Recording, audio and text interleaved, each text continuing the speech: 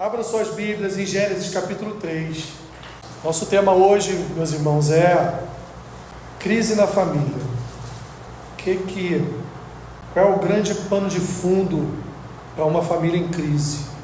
Gênesis capítulo 3 diz assim: mas a serpente, mais sagaz que todos os animais selváticos que o Senhor Deus tinha feito, disse à mulher: é assim que Deus disse, não comereis de toda a árvore do jardim?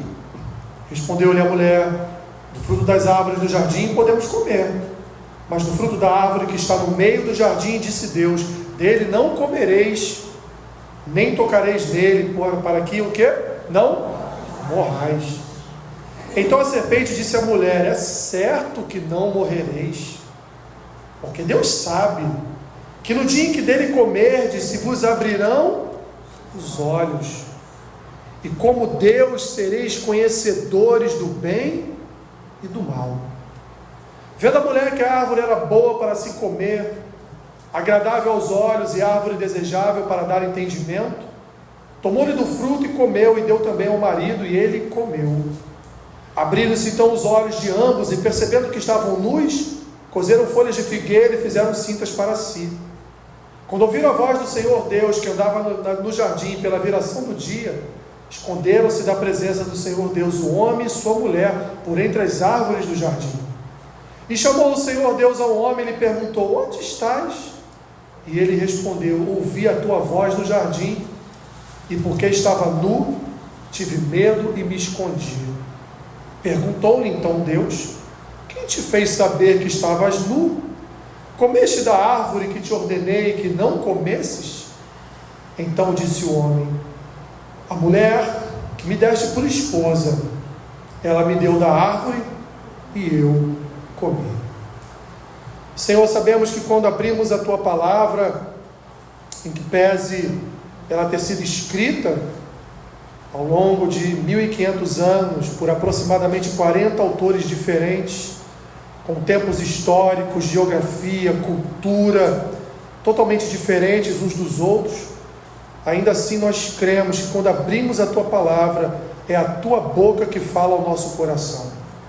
Fala nesta noite ao teu povo, Senhor. É o que nós te pedimos e assim oramos em nome de Jesus. Amém.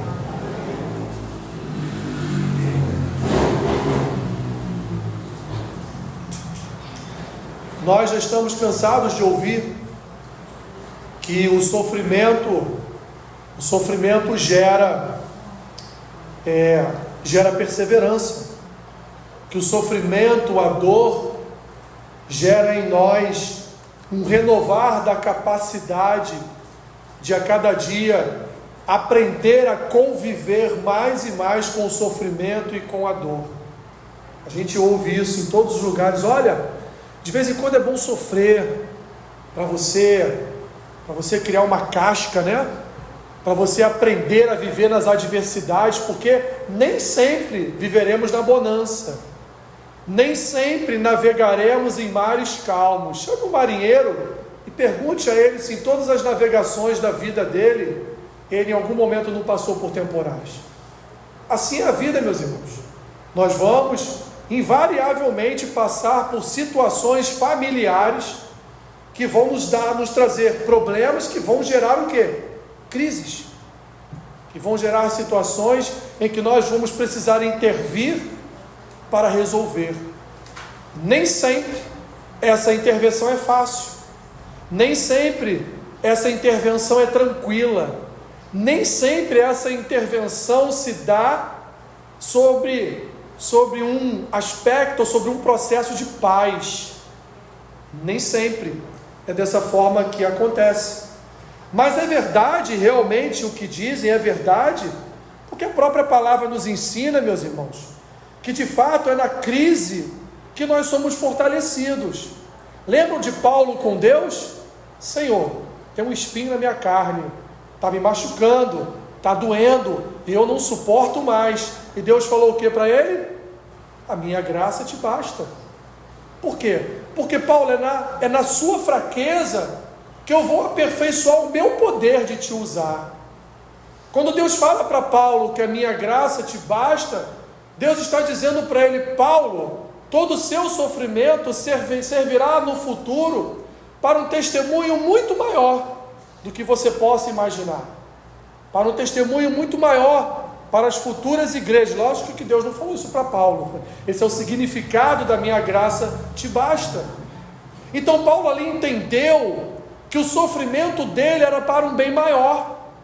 E nós precisamos entender, igreja, que muitas vezes nós estamos dentro de uma crise familiar e nós temos que ter a mesma perspectiva do apóstolo Paulo, que aquela crise, ela pode ser o início da resolução de algum problema.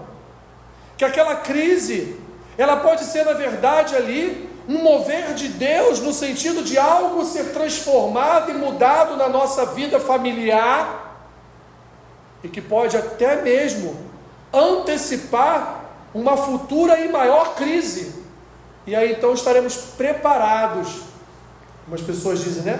Estaremos preparados para o que der e vier. As crises familiares sempre nos ajudam a fazer o quê? Eu preciso mudar isso aqui, não é?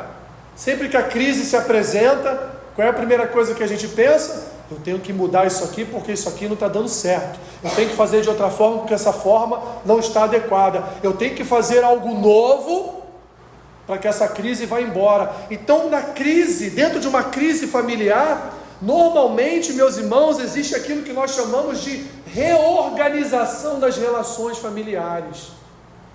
Você sabe o que é reorganizar a sua relação familiar? É quando você está em crise e você precisa ceder. É quando você está em crise, imagine você numa crise familiar e só você é o crente dentro de casa. O que você vai fazer? Vai sair tacando havaiana em todo mundo? Vai? Aqui, a Dona Lourdes está aqui, ó. Fui criado pela Dona Lourdes, né? Quase no mesmo pé de igualdade com a minha mãe. Minha mãe saía para trabalhar o dia inteiro, eu ficava lá com a Dona Lourdes. Dona Lourdes tinha uma régua de costureira. Tem ela ainda, Dona Lourdes? Tinha uma régua de costureira. Quando eu e meu primo, o Paulo Magno, aprontávamos, aquela régua funcionava. O que ela fazia? Ela reorganizava o relacionamento familiar. Ela reorganizava aquilo que tinha se transformado numa bagunça de meninos. Ela reorganizava. De vez em quando a gente precisa usar umas réguas de costureira. Estou falando para você espancar seu filho não, minhas irmãs, tá? Entendo o que eu estou dizendo, embora de vez em quando seja boa uma palmada, né?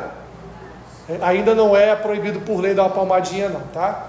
Palmadinha faz bem e a Escritura nos ensina, né? A dar uma varada nos filhos, né? De vez em quando. Mas, voltando aqui para a crise familiar, quando nós estamos envoltos numa crise familiar, você pode ter certeza de uma coisa. Isso é a certeza mais absoluta que você possa ter. Aquela crise foi gerada por um pecado. E aí o que tem que ser descoberto é o pecado de quem? Quem gerou aquela crise? O que foi feito para que aquela crise viesse à tona? O que aconteceu no meio desse relacionamento familiar que eu vou precisar agora, como homem ou como uma mulher de Deus, reorganizar as nossas relações. E reorganizar as relações é perdoar, ceder, exortar, corrigir, orar, aplicar a palavra. Como disse lá no início, nem sempre é fácil, nem sempre é um processo pacífico, nem sempre é um processo que é temporário, parece que é algo permanente, que todo dia você tem que falar a mesma coisa,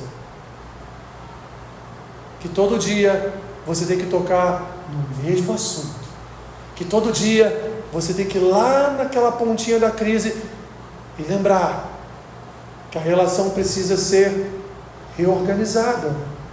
Precisamos descobrir novas regras familiares, precisamos redescobrir os limites de cada ente da família.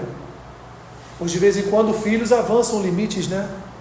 De vez em quando maridos avançam limites, De vez em quando esposas avançam limites, mas as Escrituras, minhas irmãs, nos ensinam que a relação familiar há limite, porque quando Deus faz Eva para Adão, Ele diz: ela será a tua auxiliadora. A função dela era auxiliar Adão na administração do Éden. A função de Adão era administrar, comandar a sua casa. Quando nós falamos isso hoje, parece assim algo patriarcal, machista, que rebaixa a mulher a um segundo plano, e não é absolutamente nada disso, muito pelo contrário, porque boa coisa é a esposa que auxilia o marido, boa coisa é o marido que protege a esposa, toma conta dela, ora por ela, cuida dela, trata dela, mesmo sabendo que ela não é perfeita, mesmo ela sabendo que ele não é perfeito. Mas são os limites que Deus impôs nesta relação entre homem e mulher. E mais à frente as Escrituras vão colocar e incluir os filhos nesta relação, dizendo para que os filhos honrem seu pai e sua mãe, para que seus dias sejam multiplicados na terra. Então, meus irmãos, voltando aqui, o objeto principal de uma crise familiar é o pecado. O pecado é que fez separação entre Deus e o homem, e é o pecado que separa o marido da esposa, é o pecado que separa pais e filhos, é o pecado que transtorna e destrói famílias. E nós precisamos entender que quando uma crise se levanta no nosso meio familiar, quando uma crise se levanta na nossa família, nós devemos ser os primeiros a pensar: será que eu estou pecando? Será que eu fiz algo de errado? E essa reavaliação, ela é também uma forma de você reorganizar a sua família, porque temos a tendência sempre de culpar o outro. Isso não é de hoje, isso não é novo. Como diz o sábio Eclesiastes, não há nada de novo debaixo do sol. Acabamos de ler aqui, meus irmãos, por que eu li Gênesis 3? Porque aqui está a primeira crise familiar na história da humanidade. O que Adão faz quando ele é ali repreendido por Deus? Como assim? Como é que você sabe que você está nu? Porque a mulher que o Senhor me deu. Ele se exime da sua própria responsabilidade, como aquele que deveria estar protegendo Eva da voz da serpente, como aquele que deveria estar cuidando ali de Eva para que ela não fosse enganada pela serpente, ou como aquele que dissesse, como Jó disse para sua mulher: mulher, tu estás louca, você comeu do fruto, você está louca. Mas não, Adão comeu e culpou a mulher. Vemos aqui claramente a primeira crise conjugal, a primeira crise familiar, ocasionada pelo quê? Pecado. O pecado é que rompeu a paz no relacionamento familiar. O pecado, meus irmãos, que desde o início rompe relacionamentos. É o pecado que desde Adão e Eva leva a humanidade a transgredir as relações familiares.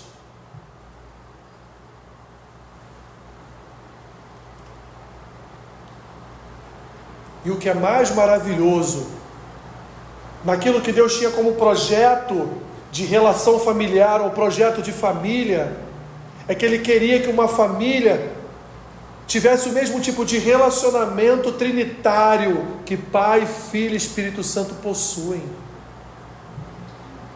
Um relacionamento santo, dentro de um amor harmonioso, recíproco, verdadeiro, dentro de uma graça sem igual, dentro de um cuidado mútuo. Deus, desde o início, quando estabelece essa entidade chamada família, que veio antes da igreja, por isso que quem forma uma igreja são famílias, desde o início, São famílias que formam o povo de Deus, que mais na frente no Novo Testamento vamos conhecer como igreja. São as 12 famílias, as 12 tribos de Israel que formam Israel, a nação de Deus. E por conseguinte, no futuro, aquilo que a gente conhece como igreja. Deus então, desde a fundação do mundo, desde que Ele criou Adão e Eva para Adão, Deus queria, meus irmãos, Ele queria que a família possuísse esse relacionamento, praticamente um relacionamento trinitário. Temos a tendência, além de culpar o nosso cônjuge, ou culpar o filho, ou culpar um irmão, ou culpar um tio, por algo que fomentou uma crise familiar, nós também muitas vezes temos como tendência culpar fatores externos. O meu filho era tão bom, mas ele foi para aquela faculdade e se perdeu. Não, seu filho já era perdido. Só precisava de um fósforo riscado para cair no álcool dele. Só isso. Só isso. Tadinho, ele vinha na igreja sempre, mas agora ele acreditou em tudo que foi falado para ele na escola, não sei aonde. Meus irmãos, você nunca verá um muçulmano caindo em ideologia de professores universitários. Sabe por quê? Porque ele é treinado desde criança. Ensina o teu filho o caminho que ele deve andar. Isso não é uma promessa bíblica? Ensina o teu filho o caminho que ele deve andar. Se em algum momento você perceber que o caminho está assim meio esquisito, tu vai fazer o quê?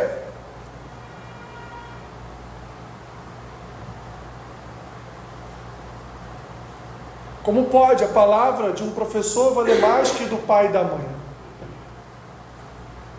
Mas será que ensinaram a ele ou a ela que a palavra do pai e da mãe valia mais do que a de um professor? Muitas vezes culpamos, meus irmãos, fatores externos. Muitas vezes nós não olhamos para as nossas falhas, onde erramos, o que fizemos de errado, em que momento nós permitimos que Satanás, como a serpente aqui com Eva, sorrateiramente conquistasse o coração de um familiar nosso.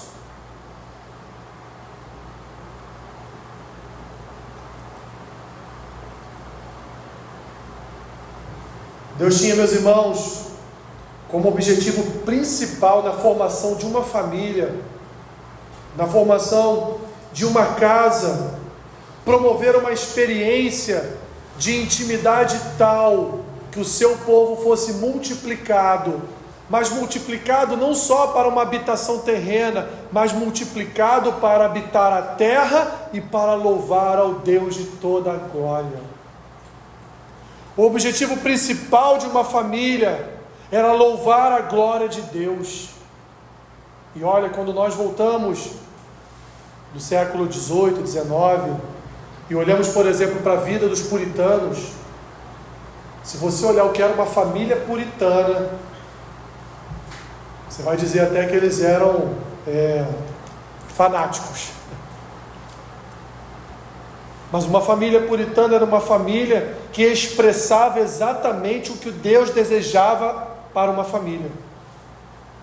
Glorificava a Deus em tudo o que faziam. No trabalho, no estudo, na igreja, evidentemente. Tudo o que eles faziam para a glória de Deus. Não faziam para um sucesso pessoal. Muito antes de um puritano se preocupar se o filho dele seria médico, advogado, engenheiro, filósofo, professor, pedagogo, muito antes de um pai e uma mãe puritanos se preocuparem com isso, eles se preocupavam com o caráter espiritual dos seus filhos.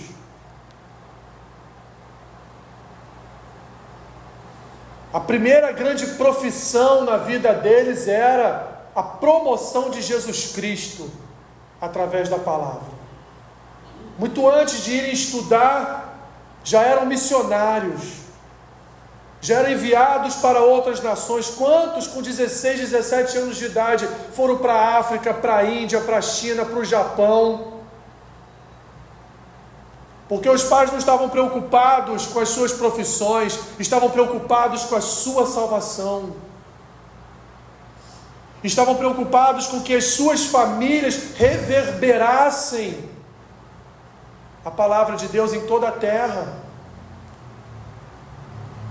O objetivo, então, meus irmãos, principal de uma família seria, através do casamento, haver um reflexo da imagem de Deus, e esse reflexo da imagem de Deus projetado em cada ente da família, como se fosse ali uma relação trinitária, como se fosse uma relação celestial. Por isso, meus irmãos, que casamento é até que a morte os separe. Por isso que casamento é para sempre. Por isso que casamento, muito antes de ser um termo assinado pelos cônjuges, ou um contrato, como alguns dizem, casamento ele é, meus irmãos, o fortalecimento de um vínculo já existente. Porque quando alguém casa aqui na presença de um pastor, o que eles estão fazendo ali é uma realiança com Deus. Porque casamento é algo divino, não é terreno. Casamento não foi algo inventado por homens, mas é uma proposta celestial. Casamento não é terreno, casamento é divino, desceu do céu para o homem e para a mulher. E repito, para o homem e para a mulher. Pessoas individualmente diferentes, mas que viriam a formar uma unidade amorosa, moral e ética, assim como a Trindade. Assim como Pai, Filho e Espírito Santo, uma espécie de interdependência santa, cuja unidade central é esse relacionamento chamado casamento.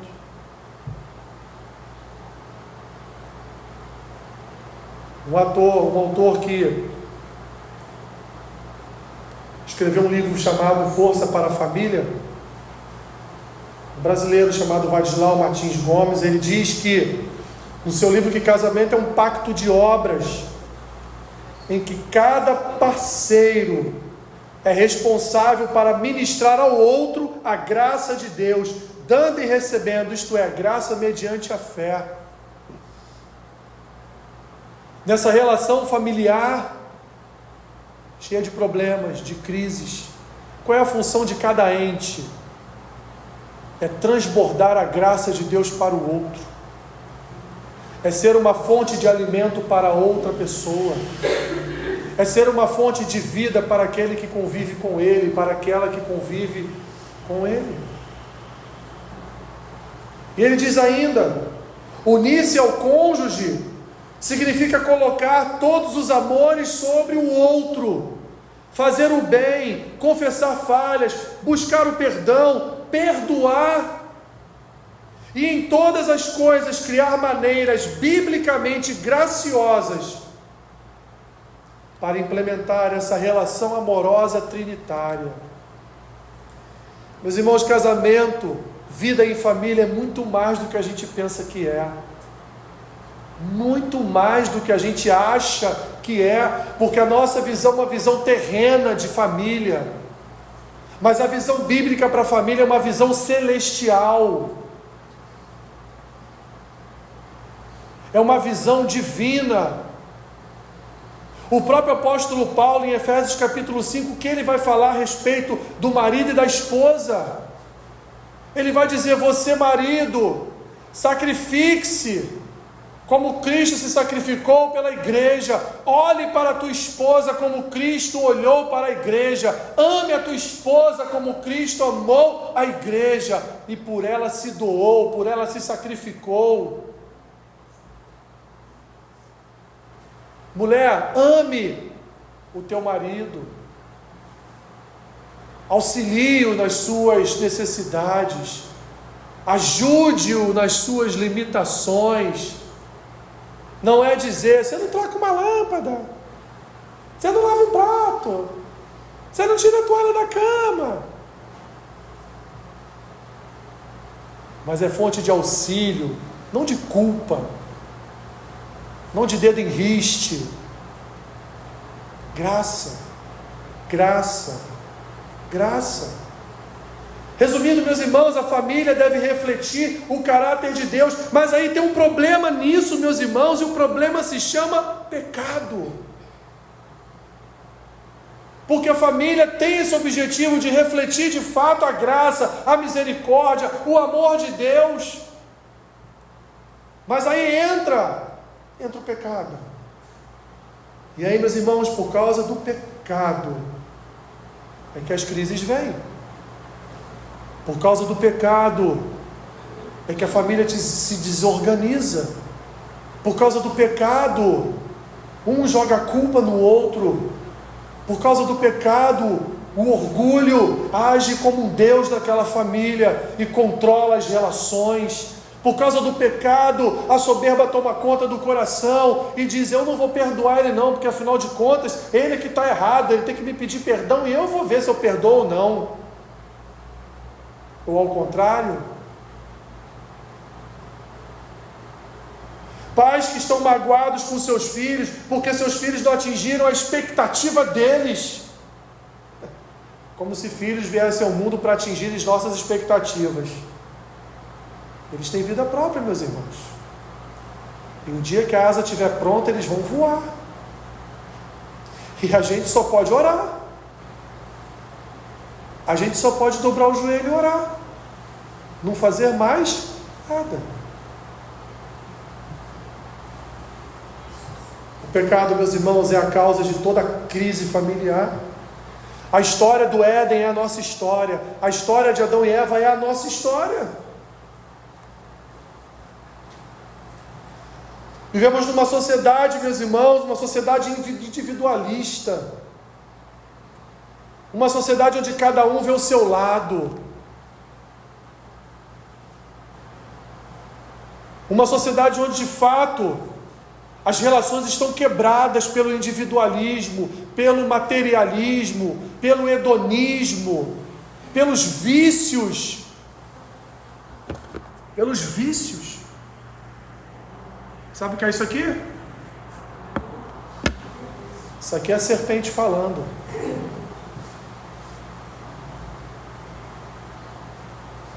Você vai no restaurante almoçar, você vai no restaurante jantar, você vê casais, cada um no seu celular, dá vontade de ir lá na mesa e perguntar: vocês estão conversando pelo WhatsApp? Minha desculpa é: não recebi um e-mail do meu trabalho, não, meu chefe está me mandando um WhatsApp. Mas não, estão ali no TikTok, no Twitter, no Instagram. Famílias que não conversam mais, meus irmãos. Famílias que não batem mais papo. Famílias que não sentam mais à mesa, comem aquele bolo de fubá, tomam aquele cafezinho fresquinho. Lembram lá da vovó?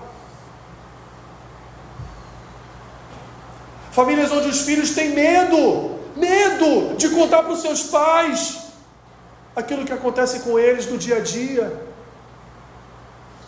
Porque tem pais que, embora sejam cristãos, mas tem pais que são verdadeiros acusadores, parecem servos de Satanás.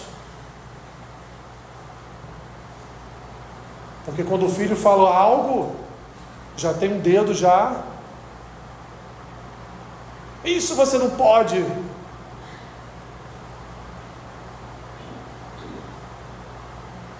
Uma família que não consegue nem mais se reunir para um almoço de domingo, não consegue mais se reunir todos os dias para uma refeição à mesa.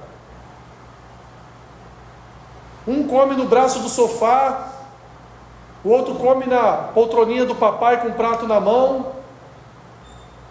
Não consegue mais sentar, dialogar, bater papo, contar as suas intimidades, colocar na mesa os seus pecados, pedir ajuda: pai, mãe, me ajuda, eu estou sendo tentado, me ajuda em oração, intercede por mim. Mas tem medo do julgamento, medo do dedo apontado, Meus irmãos, enquanto não entendermos o pecado, não entenderemos a crise. Porque o que é o pecado senão a ruptura do bem? O que é o pecado senão a quebra da bondade, do amor e da paz?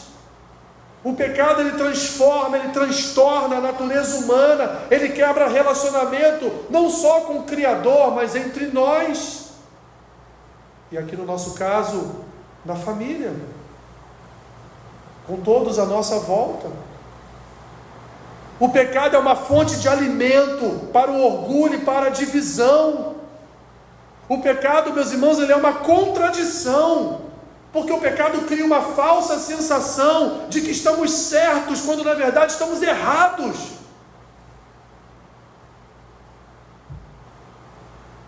Cria uma sensação de que nós temos a palavra da verdade ali, quando às vezes um filho está pedindo socorro, quando às vezes o marido está pedindo socorro, quando às vezes a esposa está pedindo socorro. E nós estamos ali em 1 João capítulo 1, versículo 5, diz isso aqui. Só falta botar a beca, pegar o martelinho e está condenado. Tudo isso porque não temos mais diálogo. Porque o pecado, meus irmãos, ele aliena a bondade que Deus tem nos concedido. O pecado, ele traz ações aparentemente bondosas. Lembra da palavra da serpente? Parecia ser uma palavra o quê? Bondosa. Olha, Eva, é porque Deus não quer que vocês tenham o conhecimento que Ele tem, do bem e do mal. Se você comer, você vai ser igualzinho o Criador. Não parece uma coisa boa?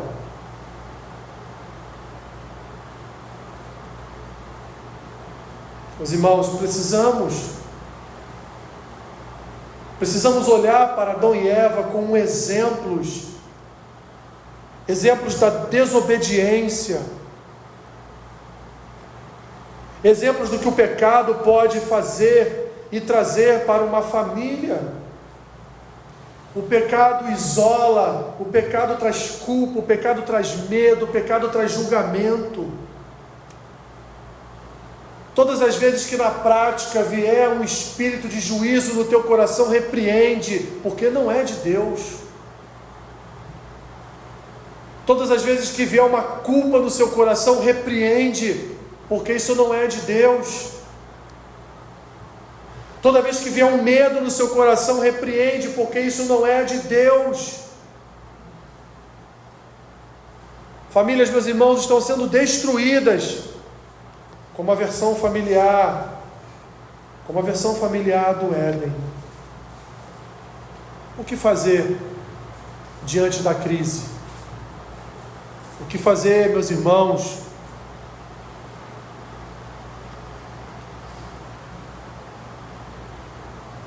diante de situações pecaminosas em nossa casa, diante dessas crises familiares, diante, meus irmãos, de todo um processo de degradação social, começando pela degradação familiar?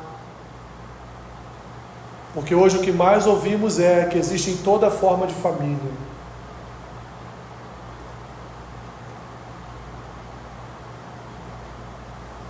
O que fazer diante disso tudo? Só tem um jeito, meus irmãos, olhar para as Escrituras. Porque as Escrituras nos prometem uma reforma familiar. As Escrituras nos prometem uma restauração familiar. As Escrituras nos prometem salvação de filhos, de pais. As Escrituras nos prometem que quando nós educamos através delas, os nossos filhos não se desviam nem para a direita nem para a esquerda. As Escrituras nos ensinam que quando nós obedecemos a palavra, nós somos abençoados até 1000 gerações, como diz Êxodo. As Escrituras nos ensinam, através de Moisés, que escreveu o Pentateuco para as futuras gerações. As Escrituras nos ensinam que nós devemos falar através dela e sobre ela em todo o tempo, seja na mesa, seja ao dormir, seja ao levantar, seja ao caminhar. As Escrituras nos ensinam que quando nós pautamos a nossa vida por elas, ainda que as crises venham, nós saberemos a quem recorrer. As Escrituras nos ensinam, meus irmãos, que Cristo é o grande restaurador de famílias, que Cristo veio para salvar, como diz Mateus, o seu povo dos seus pecados. Ele veio salvar famílias em crises, Ele veio salvar pessoas em crise, Ele veio salvar o seu povo, Ele veio salvar a família do seu povo, Ele veio salvar. E se nós não cremos nesta palavra, nós não experimentaremos, meus irmãos, o poder da cruz.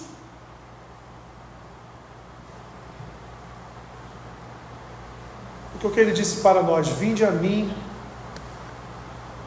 todos os que estáis cansados e oprimidos, e eu vou fazer o quê? Eu vos aliviarei. Tomai sobre vós o meu jugo. Aprendei de mim, que sou manso e humilde de coração, e encontrareis descanso para as vossas almas, porque o meu jugo é suave e o meu fardo é leve. Não há outra alternativa, meus irmãos, a não ser recorrermos a Cristo em fé, em esperança, em confiança, em dependência. Não é recorrermos às nossas palavras, não é recorrermos às nossas ações, não é recorrermos aos nossos achismos, mas é recorrermos a Cristo, é recorrermos à sua palavra, porque a sua palavra é fiel, a sua palavra é libertadora, é a sua palavra que convence, é a sua palavra que transforma, é a sua palavra que dá vida àquele que está perdido. Como diz Paulo em Romanos 12:3, porque pela graça que me foi dada, digo a cada um dentre vós que não pense de si mesmo além do que convém, antes pense com moderação, segundo a medida da fé que Deus repartiu a cada um. Nós não somos os certinhos da história, muitas vezes nós somos os erradinhos da história, muitas vezes somos nós que erramos o alvo. Dentro de uma família, meus irmãos, e aqui Paulo está dizendo para a família lá em Corinto, ninguém busca o seu próprio interesse, sim o de outrem. Dentro de uma casa, ninguém deve buscar o seu próprio interesse, mas sim o de outrem.